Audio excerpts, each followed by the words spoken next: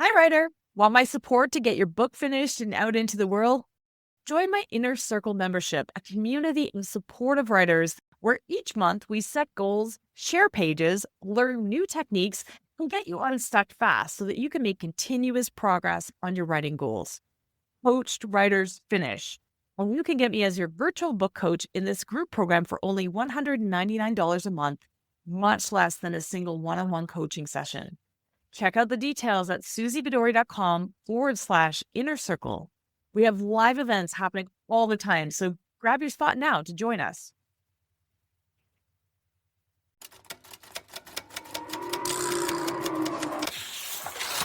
Welcome to the Show Don't Tell Writing Podcast with me, Suzy Vidori, where I peel back the layers of how to wow your readers with your fiction, your nonfiction.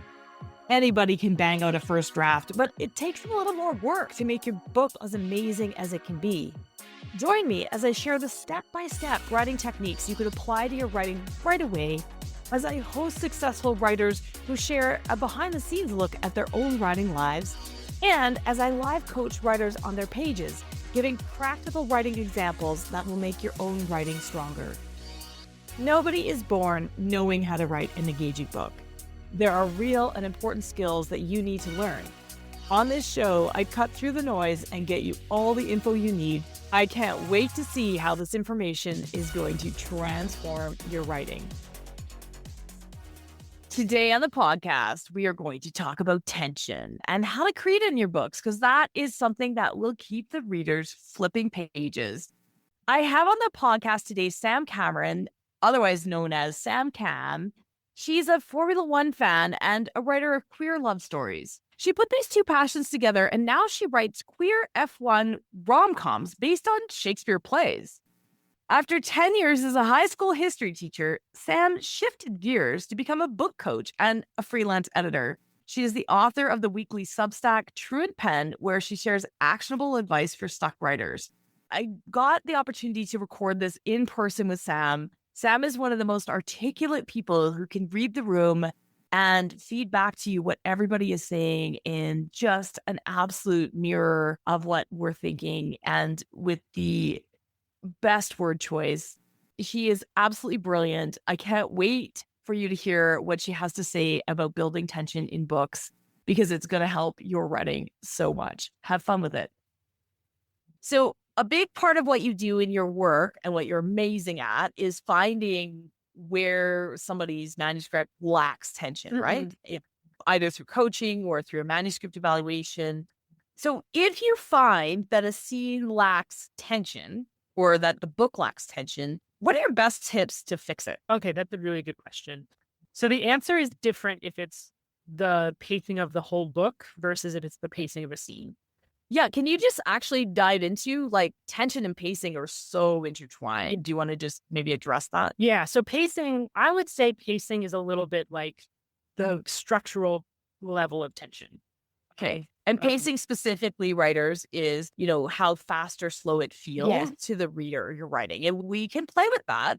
I mean, a lot of times, especially in your first books, your pacing might be too slow, but depending on the genre, it might actually be too fast. And we want to slow down important moments. So sometimes, like, I love it when there's this huge climax and it's like 3 sentences. You should be drawing that out. Slow that crap down, right? That was exactly my tip, is that you want to, and it's really counterintuitive, is that anything that you want to be high tension, you want to slow down. And this is exactly where Show Don't Tell comes in, right? Is that's where you want to get really deep into character interiority and physicalization. It's your zoom lens. If you think of it like a movie, we're either like zooming right in and listening to everything that's happening, or we're zooming out and seeing a montage with some music. Like one of those two things. And you're absolutely right. Like, don't miss those important, really tense moments.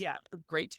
Yeah. So let's say that, so first of all, in order to figure out where you are with pacing and tension, you do need outside feedback or outside eyes. I don't think it's hard to see first. Right. And it's about how does the reader feel when they're reading it. And that's hard to, unless you have like a really good sense for it. But even then, it's what keeps us. It's what means that we have jobs. So that's a good thing. Yeah, exactly. So you need some feedback. And so if you're getting the feedback that something's off with the tension or pacing, and if people aren't using those words, but they're saying, I got bored and put it down, You have Or they're saying, I'll get back to you. I just didn't finish your book. Yeah. There's your answer, by the way. Yeah. So that indicates you had a problem with tension and pacing. And so for evaluating if it's the, like at the story level, some things to look at would be, can you define a story question, right? Can you distill down what is the question that your reader wants to know the answer to? And if you can't do that, you may be missing some story fundamentals like a clear story goal, clear story stakes. Yeah. So that would be the first thing to look for. The next thing to look for would be the balance of where your payoff moments are. So I know payoff moments are really fun to write. So I know my early drafts, too many of them, because those are the most fun scenes to write. And so one of the things I look for is, to pull back on how much emotion characters are expressing a little bit, to kind of create some of that, save it up for like the really big moments. Yeah. Reduce the number of times you have physical intimacy, violence, things of that nature, and save it for the really important moment. Yeah. And so you're saying, payoffs can be too many, but also obstacles can be too many, right? Like if we want to make the challenges very difficult for your characters. Yet if you're throwing an object, like something in their path that throws them off every paragraph, you got a problem. Because we're going to get tired as a reader, right? Like exploring. So you need those payoffs. So you need that balance between obstacle and payoffs. So kind of even just mapping out where the payoffs appear and looking for, do I not have enough? Do you have a number? So I don't know. I don't know the answer. I love asking a question. I don't know the answer to. Do you have a number? I don't know. So I would say your really big payoffs should mostly occur at. So I like the state of the cat structure. The catalyst. Percentages. Yeah. So the catalyst, which is like what, 10% through. I never forget. The catalyst, which is like the first big turning point, right? In the novel that stacks the whole story into motion. Mm-hmm. That's kind of a payoff because it's usually going to be something big. Sometimes inciting incident. Yeah.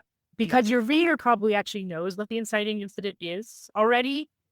That's probably on the back jacket copy. Exactly. So the jacket copy actually plays a role in all of this because, or your pitch, if you're pitching to an agent, the inciting incident is probably in there. Like pretty much everyone who picks up the Hunger Games knows that Katniss is going into the Hunger Games, right? Yeah. That's why we pick up the book.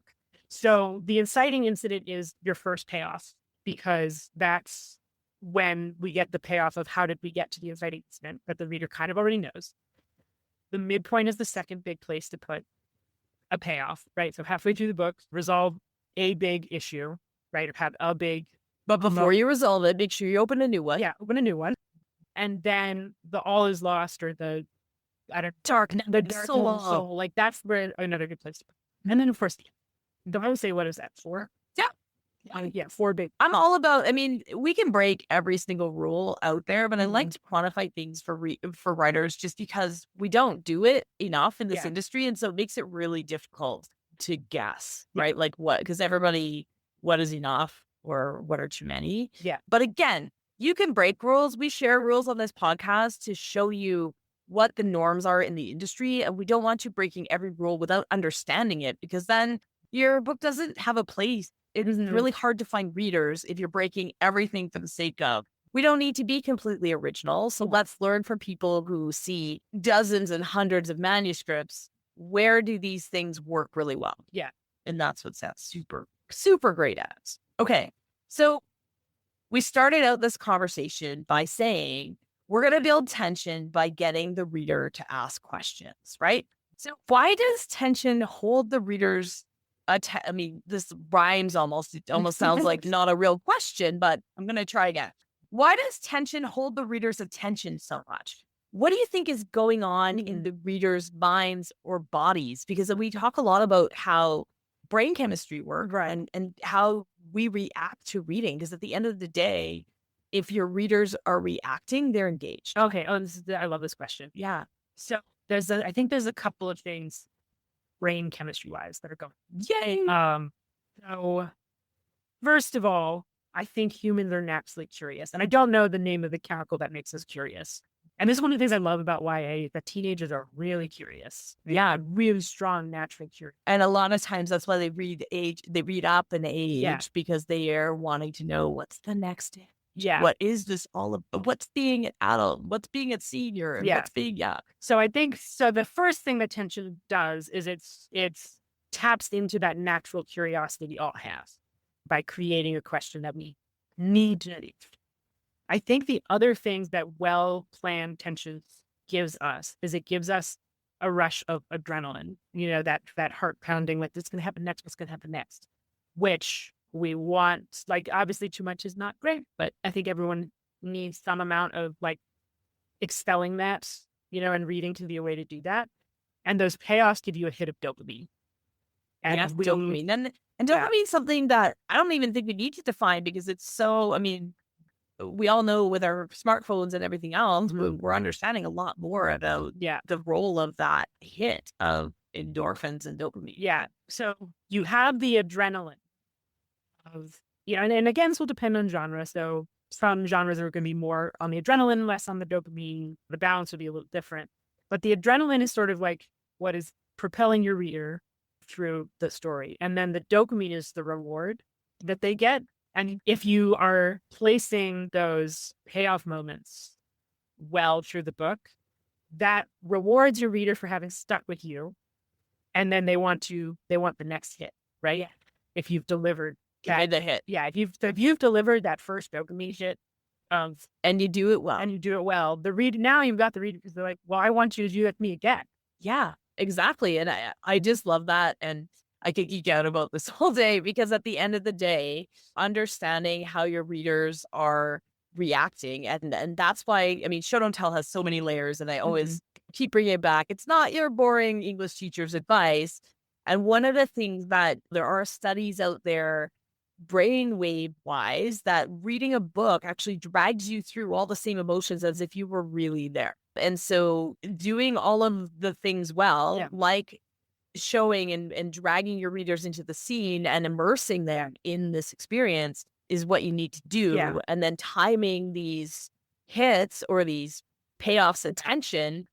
And this is your job as the writer. It's about more than just the story. This is about learning your craft and learning how to deliver an absolutely exceptional experience for your reader. And that is going to keep them buying every single thing that you write. Yeah. That's the difference. And the cool thing about teen brain chemistry. Yeah. I want to know. I've got 3 teenagers in my house. So I used to be a high school teacher and I learned a lot about like just teen development as part of that. And their brains are not fully. Their brains. Some moments are really clear. Yeah. So one of the differences between teen brains and adult brains and younger children's brains is that teenagers have a lower baseline level of dopamine in their brains.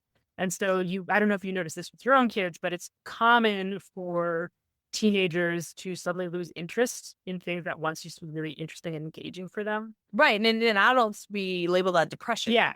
And they are to a level that's also what makes them more susceptible to depression and anxiety. So their baseline level of dopamine has dropped compared to what it was when they were younger, and likely where everything is exciting in the world as you're discovering it. Yeah. So as a teacher, it was like, okay, how do you and also as a writer for teens, like, how do you help them pass this back that like everything's a snooze fest? But when they get a hit of dopamine, they're so desperate for it.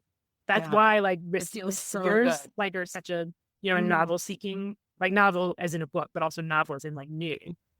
It's such a big part of like what teenagers are doing is because they're so bored, they're so desperate for something that will give them that hit of dopamine because they don't have enough in their brains right now. Well, I think too, I am not an expert. I'm not a high school teacher. However, I am a mom and I was a teenager and I became a writer because my memory is unbelievable and I remember every moment. Right? So it's really easy to draw on things, but yeah, as a teenager, you also are trying to figure out what is it that gives me pleasure? What is it that gives me dopamine? Yeah. What is it that I like in this world that is separate from what I did because my parents told me? Yeah, right. And they don't always know what that's going to be. And so if you can keep teens reading, and I admit I'm not, my teens are not the most avid readers. I got 1 out of 3. But one of the other ones might be a writer still. I still have hope. But yeah, it's exploring that lens through different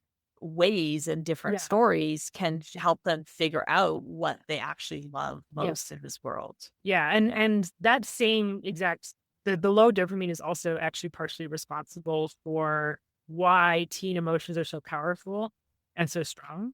And also, I mean, there's hormone stuff too, but it also means that a lot of people's memory formation is really intense when they're teenagers. And so a lot of people will have like really strong memories of their teen years compared to like other parts of their life.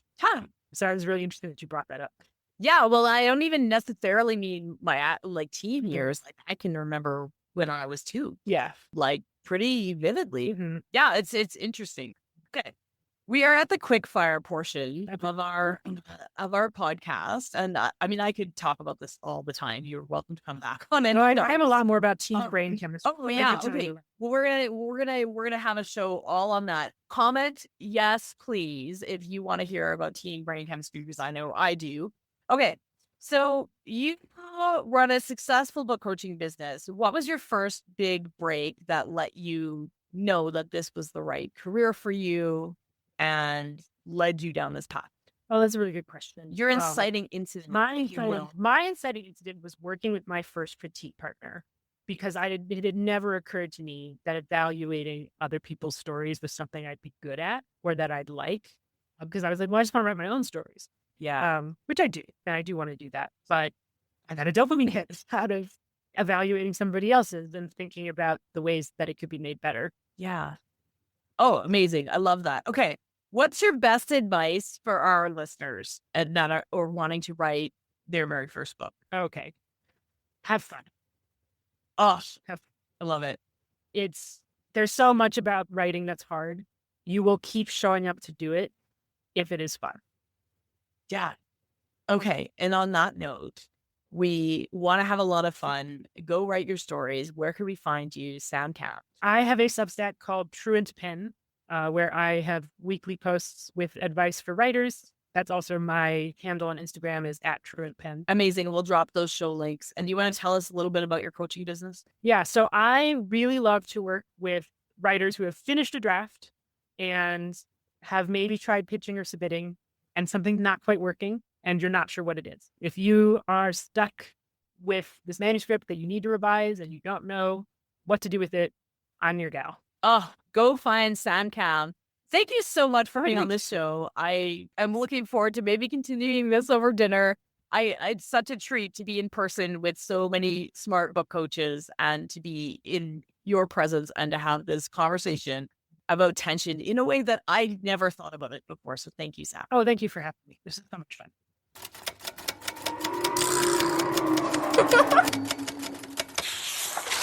Thanks for tuning in to the Show Don't Tell Writing Podcast with me, Suzy Vidori. It is my absolute honor to bring you the straight goods for that book you're writing or the book that you're planning to write.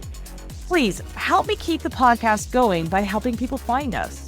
You can subscribe to the podcast and leave a review on Apple Podcasts, Spotify, or wherever else you're listening to show how much you enjoy the show. That's how other listeners will find us.